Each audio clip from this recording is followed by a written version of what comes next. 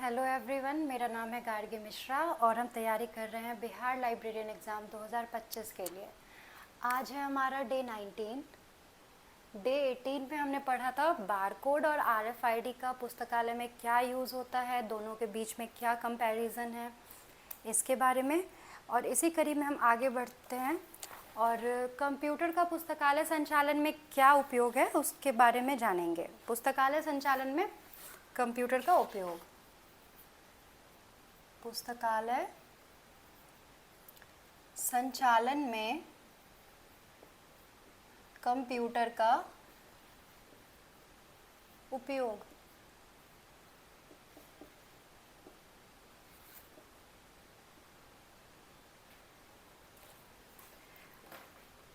क्यों किया जाता है कंप्यूटर का उपयोग? इतने दिन तक हम ये पढ़ते हुए आ रहे हैं ये टॉपिक, तो इतना क्लियर हो गया कि कंप्यूटर का क्यों प्रयोग किया जाता है, ताकि कि काम इजी हो सके।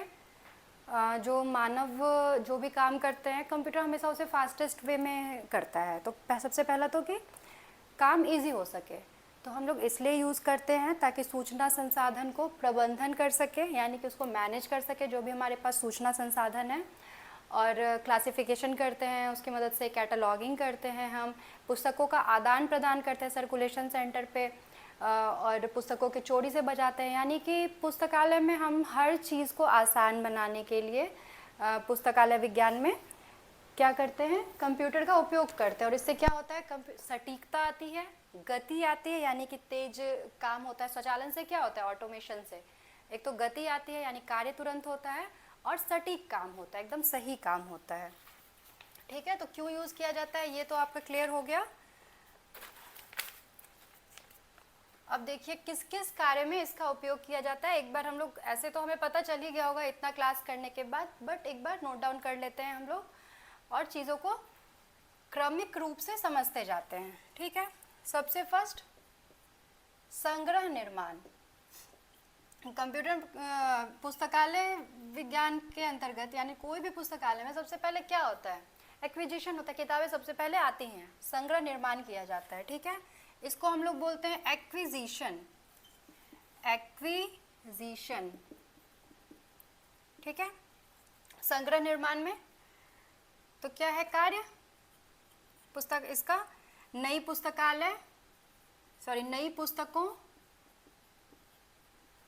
पुस्तकों व सामग्री, पुस्तक या कोई भी सामग्री की खरीद, बिलिंग यानी बिल वगैरह जनरेट करते हैं, बिलिंग, ऑर्डर प्रोसेस, इन सब चीज के लिए। ठीक है,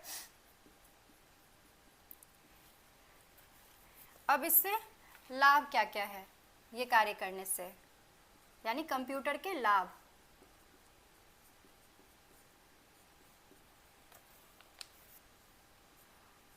ऑनलाइन कैटलॉग द्वारा बिब्लियोग्राफिक विवरण। देखिए, ऑनलाइन कैटलॉग द्वारा बिब्लियोग्राफिक विवरण, इसका क्या मतलब है कि जो भी बिब्लियोग्राफीज यानी कि प्रकाशन, जो भी हम जनरली क्या होता है, प्रकाशक से पुस्तकें खरीदते हैं तो वो अपनी एक बुक सूची जारी करते हैं। तो क्या करते हैं हम लोग, कंप्यूटर के माध्यम से उसे हम देख सकते हैं, उस पर हम सोच सकते हैं कि कौन सी किताबें लेनी है, लागत कैलकुलेट कर सकते हैं उसका कि कितनी लागत लगेगी। तो ऑनलाइन कैटलॉग द्वारा अब हमें जाके उस प्रकाशक को ढूंढना नहीं पड़ेगा, फिर 2 दिन के बाद वो भेजेगा अपनी बिब्लियोग्राफी सूची, वो ऑनलाइन अवेलेबल है, आप जाके एक क्लिक में जाके देख सकते हो। तो क्या हुआ, समय का बचत हो गया हमारे। तो ऑनलाइन कैटलॉग द्वारा बिब्लियोग्राफी विवरण, बिब्लियोग्राफिक विवरण,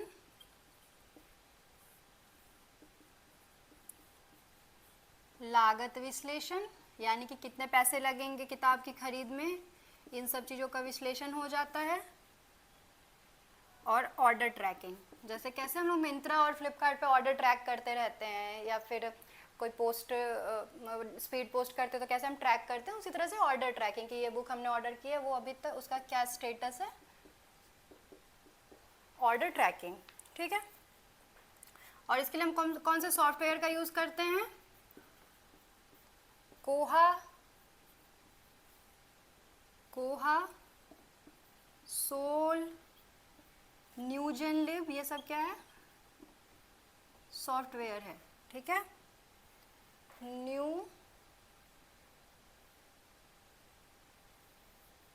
जेन लिब, ये सब क्या है, कंप्यूटर सॉफ्टवेयर है। कोहा, सोल, न्यू जेन लिब, ये सब कंप्यूटर सॉफ्टवेयर है। तो पहले हम लोग एक्विजिशन के क्षेत्र में देखते हैं कि हम क्या क्या यूज़ कर रहे हैं। उसके बाद आता है हमारा सेकंड वर्गीकरण और वर्गीकरण योजना, ठीक है। इसका फटाफट से आप स्क्रीनशॉट्स लीजिए, फिर मैं इसे हटाऊंगी।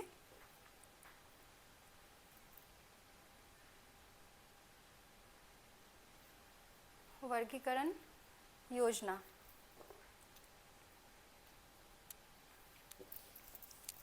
ये फर्स्ट स्टेप था संग्रह निर्माण, जिसमें हमने देखा कि क्या यूज है कंप्यूटर का। अभी नेक्स्ट वन हम करेंगे वर्गीकरण और वर्गीकरण योजना, वर्गीकरण के क्षेत्र में, ठीक है। क्लासिफिकेशन एंड कैटलॉगिंग के क्षेत्र में, वर्गीकरण एवं सूचीकरण भी लिख लीजिएगा यहाँ पे, सूचीकरण, क्लासिफिकेशन एंड कैटलॉगिंग, ठीक है। क्या काम है, हमने पढ़ा है डीडीसी वगैरह, DDC, CC colon classification, DDC. हाँ, किसी ने कमेंट किया था कि डीडीसी का प्रैक्टिकल करवाने के लिए ऐसा है कि जो डीडीसी की का जो प्रैक्टिकल होता है उसके लिए 3 से 4 मोटी मोटी किताबें हैं जो सबके पास अवेलेबल होनी चाहिए।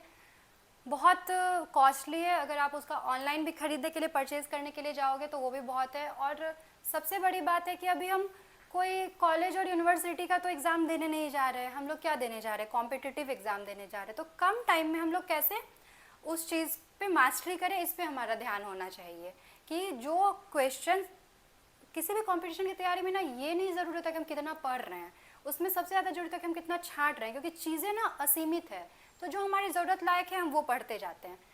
बहुत से बहुत आपसे क्या पूछेगा कि मुख्य वर्ग का नाम पूछेगा, जो मैंने बता दिया है आपको। अब वो आपसे ये नहीं कहेंगे कि ये फलाना वर्ग है एकदम, और इसका आप डीडीसी के पुस्तक की सहायता से वर्गीकरण करके दिखाओ, ऐसा कॉम्पिटिटिव लाइन में क्वेश्चन नहीं आने वाला है, ठीक है। वो जो हमारे ये क्वेश्चंस होते हैं, वो अगर कभी एग्ज़ाम लिया भी जाएगा तो उसके लिए ओपन बुक एग्ज़ाम ही की ही ज़रूरत होगी। तो जो डीडीसी का प्रैक्टिकल है उसको करने की कोई ज़रूरत नहीं है, और ये संभव भी नहीं है कि मैं ऑनलाइन क्लास में, क्योंकि आप लोग उस साइड कैमरे के बैठे हो, मैं इधर बैठी हूँ, तो मैं आपको यहाँ पे मेरे पास हो सकता है कि पुस्तक हो, लेकिन आपके पास तो पुस्तक अवेलेबल नहीं होगी डीडीसी की, तो वो थोड़ा सा दुरूह कार्य है बताना, और उससे हमारे क्वेश्चंस भी नहीं आने वाले हैं। तो थ्योरेटिकल पार्ट पे हम ज़्यादा ध्यान देते हैं, जो डीडीसी का मैंने आपको थ्योरी बताया है। उसके अलावा जो उसके जो डेट्स वगैरह हैं, ईस्वी वगैरह हैं, उससे रिलेटेड जो व्यक्ति हैं महत्वपूर्ण, उन लोगों के बारे में आपको थोड़ी जानकारी इकट्ठा करनी है, लेकिन वर्गीकरण करने के लिए नहीं आएगा। ये हो सकता है कि मुख्य 10 वर्ग कौन से हैं, 100 किस वर्ग का है, 200 किस वर्ग का है, बहुत से बहुत पॉइंट के 1 नंबर तक में भी वो क्वेश्चन पूछ दे तो पूछ दे, इससे ज़्यादा आपको नहीं दिया जाएगा। तो वर्गीकरण सूचीकरण में सबसे इसका कार्य है पुस्तकों को वर्ग देना, पुस्तकों को वर्ग देना, और ऑनलाइन सूचीकरण, ऑनलाइन सूचीकरण तैयार करते हैं हम, ठीक है। और इससे लाभ, auto cataloguing,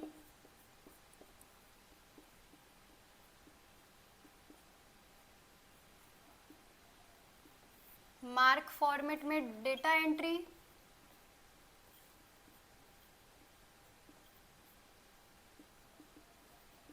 data entry, OPAC generation,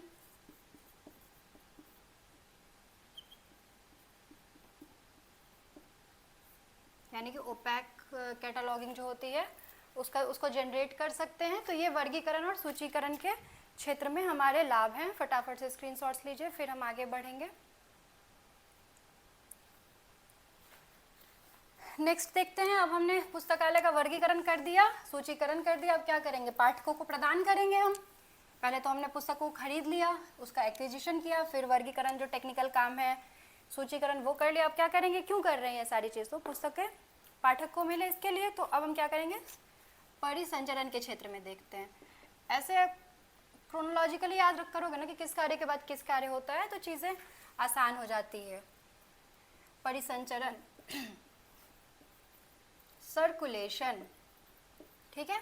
परिसंचरण, सर्कुलेशन यानी आदान प्रदान, जो डेस्क होता है जहाँ पे जाके हम किताब को इशू करवाते हैं, किताब को वापस करते हैं, उसको हम लोग कहते हैं सर्कुलेशन, ठीक है। कार्य सबको पता है, पुस्तक निर्गमन और वापसी। यहाँ पे क्या होता है, पुस्तक निर्गमन और वापसी होती है, पुस्तक निर्गमन और वापसी। लाभ, कल हमने पढ़ा था, बारकोड या RFID द्वारा तेज लेन देन, बारकोड या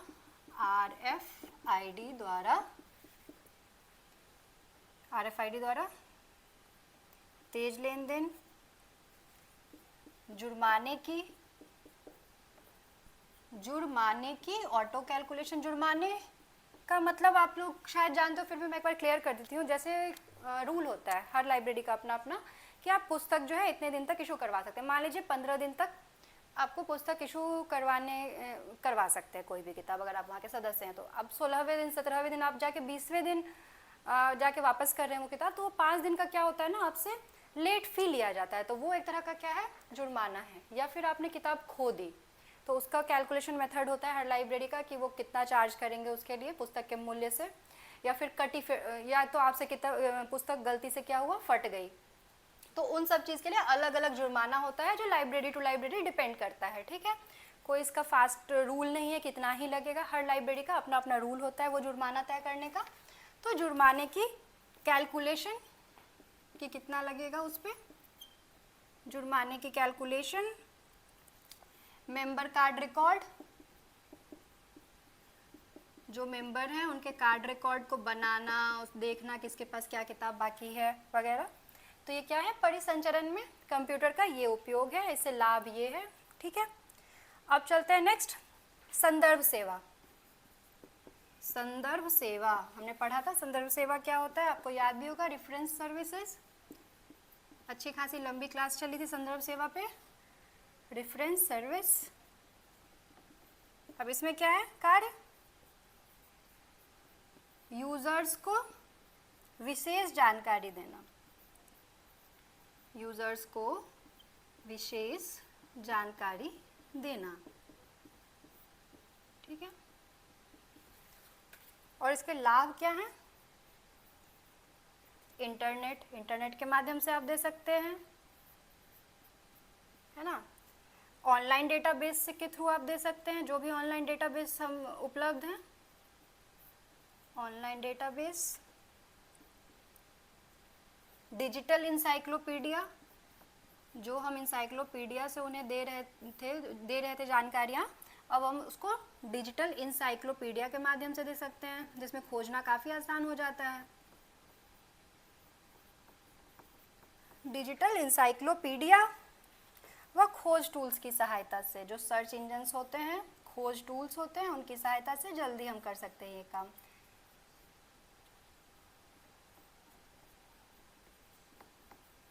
ठीक है, तो ये संदर्भ सेवा के अंतर्गत कंप्यूटर का काम था।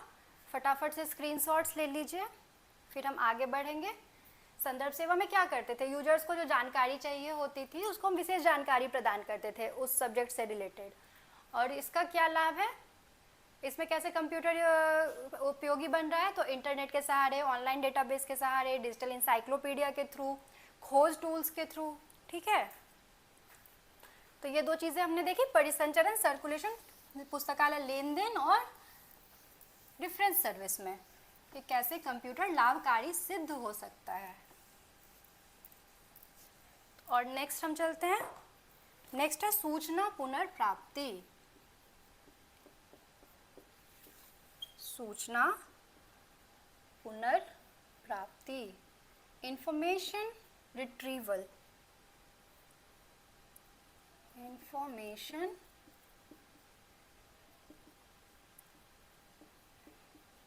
रिट्रीवल। ठीक है, क्या है इंफॉर्मेशन रिट्रीवल, आपने लाइब्रेरी में तो रख तो दी, घर में आप कोई सामान रख तो दे रहे हो, चावल आपने रख दिया और आपको टाइम पे याद ही नहीं आ रहा है कि कहाँ रखा था चावल, तो वो चीज़ें नहीं होनी चाहिए। सूचना पुनर्प्राप्ति कि समय आने पे हम उस सूचना को पुनः ढूंढ सके, तो उसको हम लोग कहते हैं सूचना पुनर्प्राप्ति। तो कार्य क्या है? संग्रह से जानकारी ढूंढना, जो हमने संग्रह बनाया है उससे जानकारी ढूंढना, इसका यही काम होता है सूचना पुनर्प्राप्ति का, जानकारी ढूंढना। और इसमें कंप्यूटर कैसे लाभ प्रदान कर रहा है ये हम देखें।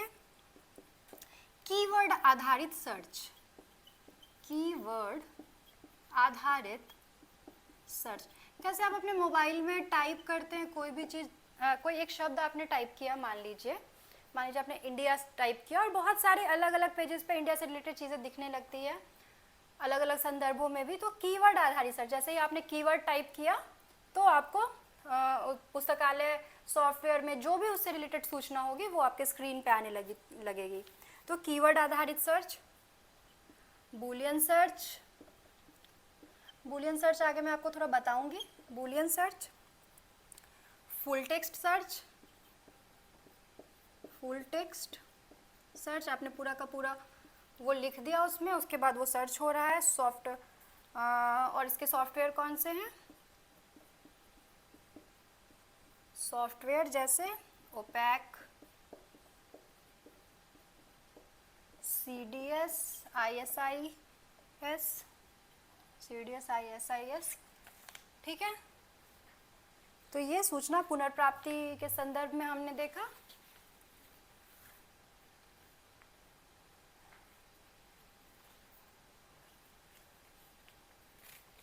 डिजिटल सेवा और ई संसाधन में हम देखेंगे अब जो डिजिटल लाइब्रेरी है, डिजिटल सेवा और ई संसाधन में कंप्यूटर कैसे उपयोगी है। डिजिटल सेवा, अब कंप्यूटर के जरिए कैसे डिजिटल सेवा और ई संसाधन होती है। तो फर्स्ट क्या है? ई बुक्स, ई जर्नल्स का एक्सेस, ई जर्नल्स का एक्सेस आपको मिल जाता है कंप्यूटर के through. Digital library, digital library जैसे NDLI, डिजिटल लाइब्रेरी का ये एग्जाम्पल है। शोध गंगा, ये सब आप एक्सेस कर सकते हो। दूरस्थ उपयोगकर्ता सेवा, दूरस्थ उपयोगकर्ता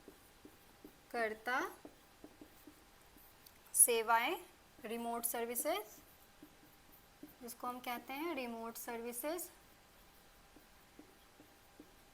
इसमें क्या होता है कि कहीं पे भी आपका पाठक बैठा है लेकिन ऑनलाइन के थ्रू आप उसको सारी जानकारी, वो जहाँ पे भी बैठा हो उस जगह पे उसे मिल जाती है। तो दूरस्थ उपयोगकर्ता सेवाएं डिजिटल सेवा के अंतर्गत इस तरह से हम कंप्यूटर का लाभ उठाते हैं, कंप्यूटर का उपयोग करते हैं। इसका आप स्क्रीनशॉट्स ले लीजिए। स्टॉक वेरिफिकेशन और रिपोर्टिंग, स्टॉक वेरिफिकेशन मैंने आपको बताया था कल क्या होता है। स्टॉक वेरिफिकेशन में कैसे? कार्य संग्रह का भौतिक मिलान, इसका क्या काम है? कार्य संग्रह का भौतिक मिलान, फिजिकली देखना कि जो बुक एक्विजिशन हुई है वो है कि नहीं, वहाँ पर किस अवस्था में है। कार्य संग्रह का भौतिक मिलान। लाभ क्या है? रिपोर्ट जनरेशन, तुरंत रिपोर्ट जनरेट हो जाती है। रिपोर्ट जनरेशन कि कौन सी पुस्तक है, कौन सी पुस्तक नहीं है, किसकी कितनी कॉपीज़ है, तो रिपोर्ट जनरेशन हो जाती है। मिसिंग बुक्स की पहचान हो जाती है कि कौन कौन सी बुक मिसिंग है, मिसिंग बुक्स की पहचान। इन्वेंट्री मैनेजमेंट, इन्वेंट्री मैनेजमेंट, ठीक है। तो ये सारी चीज़ें स्टॉक वेरिफिकेशन के अंतर्गत कंप्यूटर इसमें भी हमारी मदद करता है। अब आगे बढ़ते हैं, इसका स्क्रीनशॉट्स लीजिए, फिर हम आगे बढ़ते हैं, देखेंगे कंप्यूटर के उपयोग से क्या लाभ है पुस्तकालय को, पूरे पुस्तकालय को क्या लाभ है। ये तो हमने अलग अलग क्षेत्र में इसका क्या उपयोगिता है, क्या लाभ है ये देखा। अभी इसके क्या लाभ हैं वो देख लेते हैं।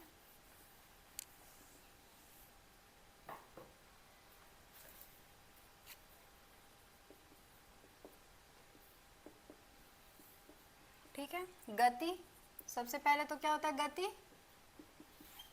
कार्य तेजी से होता है, जो भी काम होता है उससे रिलेटेड वो क्या होता है, तेज हो जाता है। और समय क्या है, सबको तो समय की ही कमी है। सटीकता, सटीकता, मानव त्रुटियां कम हो जाती हैं, ह्यूमन एरर जिसको बोलते हैं, मानव त्रुटियां कम हो जाती है। स्वचालन, ऑटोमेशन, ऑटोमेशन करते हैं जो रूटीन काम है,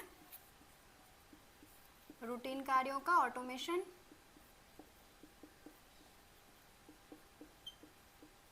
जैसे आपने फीड कर दिया कि मेल वगैरह कि जिनके ऊपर बुक बकाया है उनको मेल चला जाए अपने आप ही, तो वो सब क्या है, स्वचालन का ही एक उदाहरण है। दूरस्थ सेवाएं, दूरस्थ सेवाएं तो रिमोट एक्सेस, रिमोट एक्सेस और डिजिटल संसाधन, दूर बैठा आदमी भी यूज कर सकता है।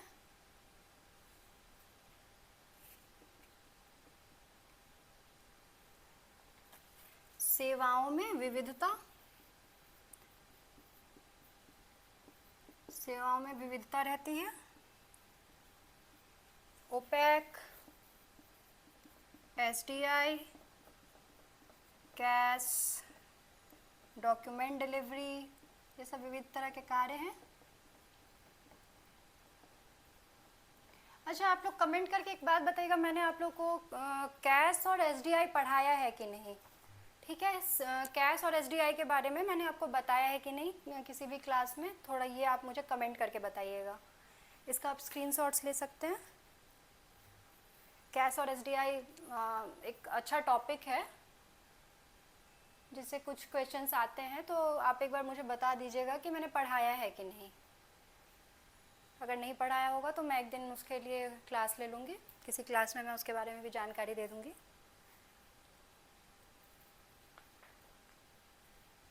ठीक है, अब थोड़ा कंपैरिजन देख लेते हैं हम चीज़ों को क्लियर करने के लिए कि मैनुअल जो होता है और कंप्यूटर जो कार्य करता है उन दोनों में। तो और थोड़ा हमें कंप्यूटर का प्लस पॉइंट और दिख जाएगा। पारंपरिक बनाम वर्सेस कंप्यूटरीकृत पुस्तकालय संचालन, पुस्तकालय संचालन। इधर हम कार्य डालते हैं कि कौन कौन सा कार्य में, और पारंपरिक तरीके से वो कैसे होता है और कंप्यूटरीकृत तरीके से वो कैसे होता है। ठीक है, देखिए देखने में सिंपल लग सकता है ये, लेकिन क्वेश्चन ऐसे आ सकता है कि मैनुअल रजिस्टर के बदले जैसे कि पुस्तक के लेन देन में अब किस विधि का प्रयोग किया जा रहा है। तो बारकोड और आरएफआईडी के थ्रू स्कैन करके हम दे रहे हैं पुस्तकों को, तो इस तरह से भी क्वेश्चंस आ सकते हैं। तो निर्गमन सबसे पहले लिखिएगा, सर्कुलेशन। पहले क्या था, मैनुअल रजिस्टर था, मैनुअल रजिस्टर। अब क्या है, बारकोड या आरएफआईडी, बारकोड या आरएफआईडी स्कैनिंग। ठीक है, कैटलॉगिंग, पहले क्या था,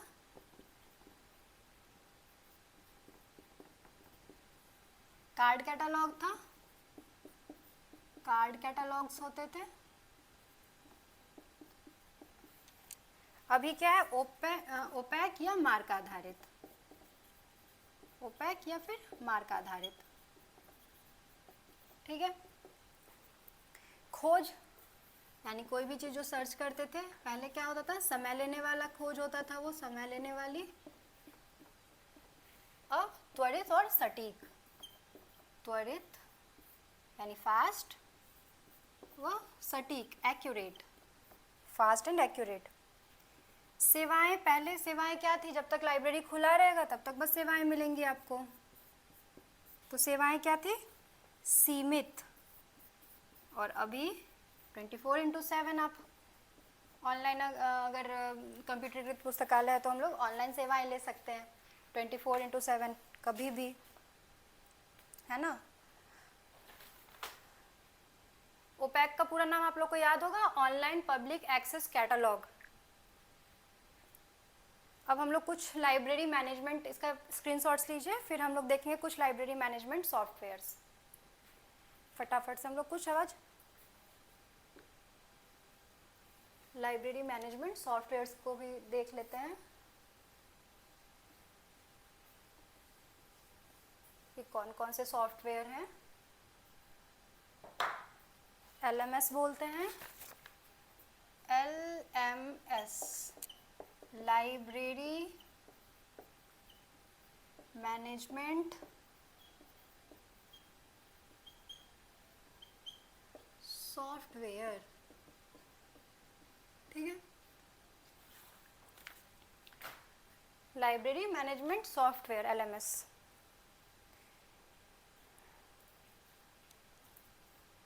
क्या होता है LMS? LMS एक ऐसा सॉफ्टवेयर होता है जो पुस्तकालय से संबंधित सभी कार्यों को, वर्गीकरण, कैटलॉगिंग हम देख रहे थे, एक्विजिशन देख रहे थे, या फिर सर्कुलेशन देख रहे थे, रेफरेंस सर्विस, जो भी है उन सबको क्या करता है, वो सभी कार्य को स्वचालित करता है, यानी ऑटोमेटेड करता है, और उनको डिजिटल बनाता है।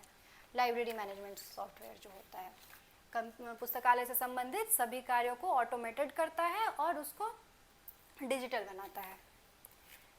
मुख्य कार्य क्या है LMS द्वारा किए जाने वाले? वही सारी जो हमने कंप्यूटर का काम अभी पढ़ा है।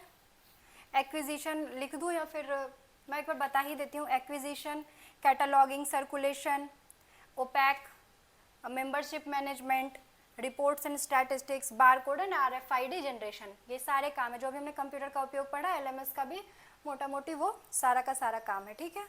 अब हम कुछ नाम देख लेते हैं जो कि फेमस लाइब्रेरी मैंने LMS हैं।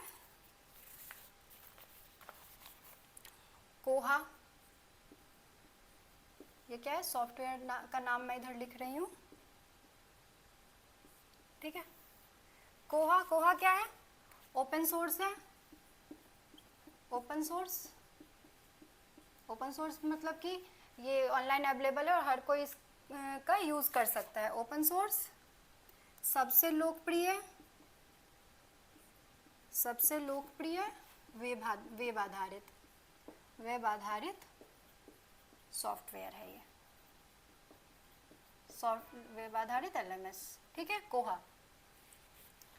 फिर सोल, सॉफ्टवेयर ऑफ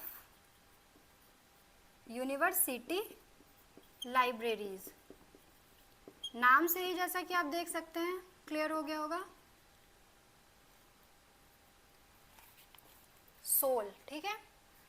इनफ्लिबनेट द्वारा विकसित किया गया ये इनफ्लिबनेट, ये मैं बताऊंगी जो तरह तरह के ऑर्गेनाइजेशंस हैं इंडिया में और बाहर भी। इनफ्लिबनेट भी उस तरह का ही ऑर्गेनाइजेशन है लाइब्रेरी के क्षेत्र में, जिसके बारे में मैं आपको आगे बताऊंगी। इनफ्लिबनेट, अभी नाम याद रखिए, ये सारा कैपिटल होगा। इनफ्लिबनेट, इनफ्लिबनेट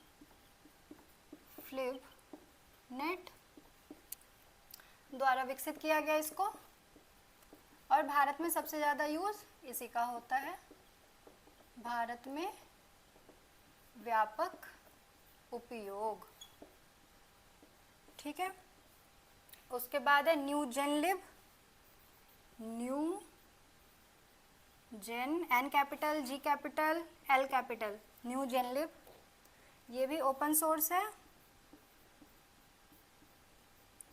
और इसको किस किस का सपोर्ट प्राप्त है? मार्क 2.1 का और Z39.50 सपोर्ट, तो ये सपोर्ट करता है। लिब्सिस, लिब्सिस, लिब्सिस भी क्या है? एक सॉफ्टवेयर है, ये कमर्शियल सॉफ्टवेयर है, एक कमर्शियल सॉफ्टवेयर, ठीक है, कमर्शियल सॉफ्टवेयर है ये। और बड़े संस्थानों में इसका प्रयोग किया जाता है।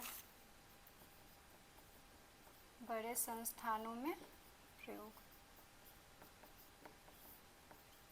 ठीक है।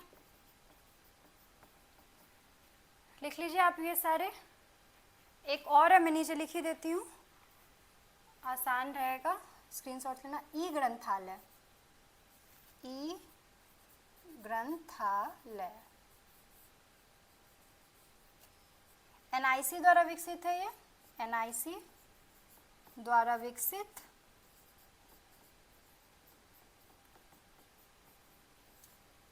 और भारत सरकार के जो ऑफिसेज होते हैं उसमें यूज किया जाता है, भारत सरकार के कार्यालयों में, ठीक है, इसका उपयोग होता है। तो ये हमारे लाइब्रेरी सॉफ्टवेयर हैं। कोहा, सोल, न्यूजेनलिब, लिब्सिस, ई ग्रंथालय। कोहा ओपन सोर्स है, सबसे लोकप्रिय है, इजिली एक्सेस कर सकते हैं आप उसको, वेब आधारित है। SOUL software of university libraries, जिसका सॉफ्टवेयर फॉर है, ये ऑफ नहीं है, फॉर यहाँ पे होगा, सॉफ्टवेयर फॉर यूनिवर्सिटी लाइब्रेरीज। ये इनफ्लिब नेट द्वारा विकसित किया गया। न्यूजेनलिब, ये भी ओपन सोर्स है, मार्क 21 को, और Z39.50 सपोर्ट करता है। लिब्सिस है कमर्शियल सॉफ्टवेयर, बड़े संस्थानों में प्रयोग किया जाता है। और ई ग्रंथालय जो है वो एनआईसी द्वारा विकसित है और भारत सरकार के विभिन्न कार्यालयों में प्रयोग किया जाता है, ठीक है। इसमें से थोड़ा हम कोहा और सोल के बारे में देख लेते हैं। कोहा और सोल के बारे में हम थोड़ी सी जानकारी ले लेते हैं। एलएमएस समझ गए ना आप लोग, लाइब्रेरी मैनेजमेंट सॉफ्टवेयर, जिसपे पूरी लाइब्रेरी, आपके पास कंप्यूटर तो है लेकिन आप लाइब्रेरी को मैनेज कैसे करोगे? आपके पास उसके लिए सॉफ्टवेयर होना चाहिए। आपके पास फ़ोन है लेकिन अगर उसमें सॉफ्टवेयर नहीं होगा तो वो काम नहीं करेगा। कैसे किसी भी काम के लिए खास ऐप है, उसी तरह से लाइब्रेरी के लिए जो सॉफ्टवेयर है उसको लाइब्रेरी मैनेजमेंट सॉफ्टवेयर बोला जाता है।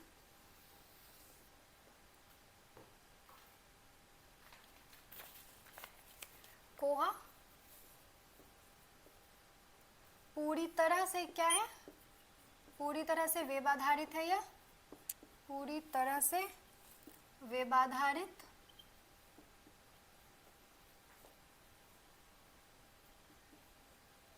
मार्क 21, Z39.50, RFID,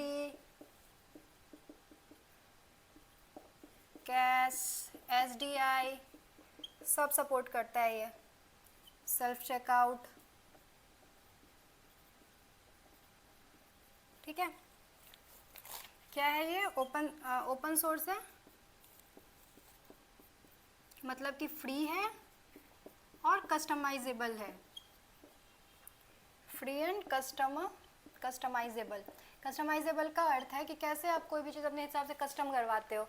आपने मान लीजिए किसी पेन पे अपना नाम लिखवा लिया तो क्या है, कस्टमाइज हो गया वो आपके लिए। तो उसी तरह से ओपन सोर्स अपनी लाइब्रेरी के हिसाब से आप उसे कस्टमाइज कर सकते हो, उस सॉफ्टवेयर को, कोहा को। Multi user and multi branching support है इसमें। Multi user and multi branching support. Reporting और ओपैक की बेहतरीन सुविधा। रिपोर्टिंग व ओपैक की बेहतरीन सुविधा प्रदान करता है ये, ठीक है। फटाफट से आप इसका स्क्रीनशॉट्स ले लीजिए, फिर मैं आगे बताऊंगी।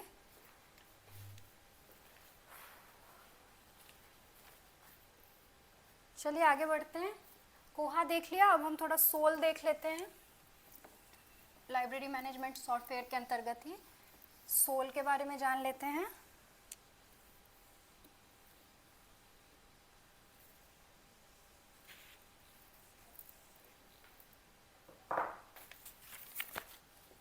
सोल इनफ्लिब नेट द्वारा विकसित, इनफ्लिब नेट द्वारा विकसित है ना, जो मैंने अभी आपको पहले भी बताया है। ग्राफिकल इंटरफेस आधारित इसका जो इंटरफेस होता है वो ग्राफिकल होता है, ग्राफिकल इंटरफेस आधारित।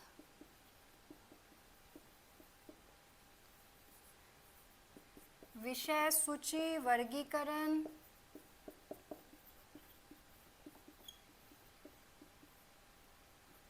बिब्लियोग्राफिक डेटा का समुचित प्रबंध, बिब्लियोग्राफिक डाटा का समुचित प्रबंध, मार्क यूनिकोड, मार्क यूनिकोड और ओपेक सपोर्ट। ठीक है, सोल के बारे में भी आप स्क्रीनशॉट्स ले लीजिए।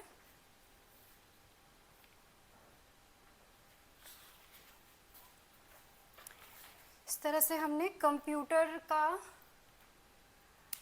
जो कंप्यूटर की जो कक्षा है, मतलब लाइब्रेरी में कंप्यूटर का क्या उपयोग है वो ख़त्म कर लिया है। बीच बीच में कुछ डाउट्स आते रहेंगे तो हम उसको साथ साथ में लेते रहेंगे।